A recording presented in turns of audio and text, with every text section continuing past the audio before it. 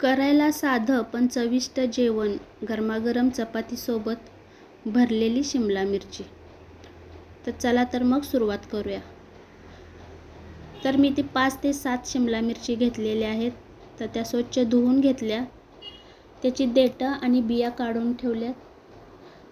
आता मसाला तयार करूया. तर इथे लसूण आणि मिरची मी हाताने ठेचून घेतले. आता त्यामध्ये मसाले ॲड करूया.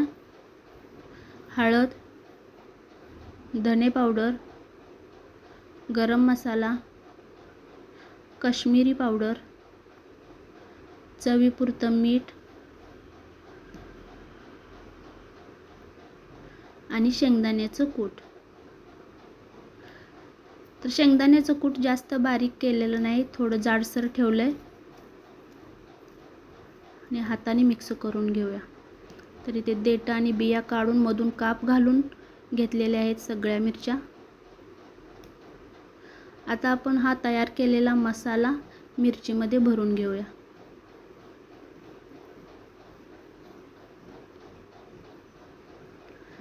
तर मसाला भरताना थोडा दाबून भरायचा आहे, नाहीतर कढईमध्ये तेलात टाकला की तो तेलामध्ये पसरतो आणि करपून जातो, तर भाजी टेस्ट लागत नाही म्हणून.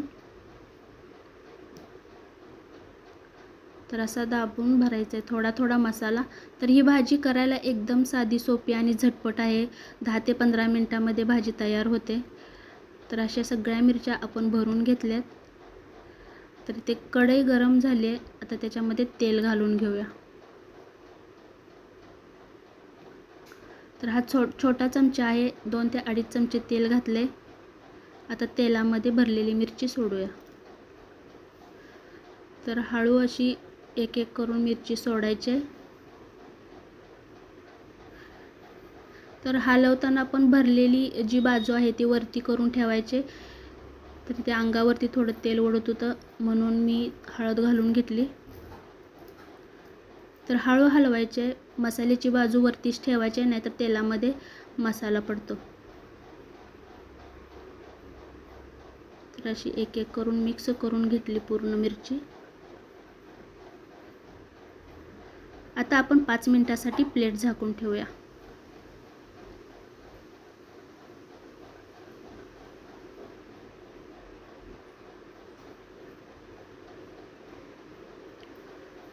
तर इथे प्लेट काढून घेतली. तर इथे बघू शकता एका बाजूने छान अशी मिरची भाजलेली आहे. तर बाजू पलटी मारून घेऊया, म्हणजे दुसऱ्या बाजूने पण छान भाजूया. तर इथे बघू शकता भाजलेली बाजू वरती केली. तर पुन्हा एकदा हलवून घेऊया. तर इथे बघू शकता छान अशी चव बाजूनी मिरची भाजून घ्यायची आहे, म्हणजे टेस्ट छान लागते, खमंग आणि एकदम टेस्टला भारी. तर इथे आपली भरलेली शिमला मिरची तयार आहे आणि आता आपण चपाती करून घेऊया. तर पातळ आणि गोल अशी पसरून चपाती लाटून घेतली. तर सकाळचं टायमिंग आहे, 5:30 वाजलेले आहेत, थोडा अंधार पडतोय.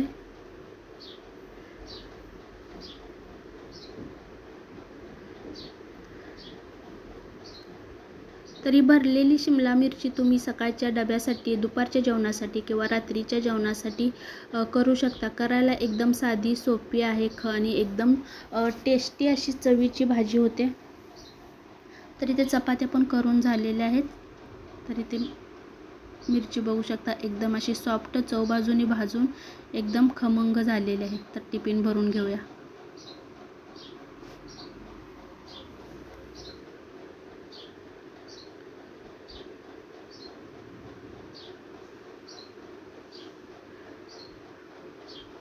तर इथे बघू शकता एकदम मसालेदार आणि रबरबीत अशी ही भाजी झालेली आहे. तर अशी सोपी आणि चविष्ट मराठी रेसिपी पाहण्यासाठी व्हिडिओला लाईक करा, शेअर करा आणि सबस्क्राईब करायला विसरू नका. धन्यवाद.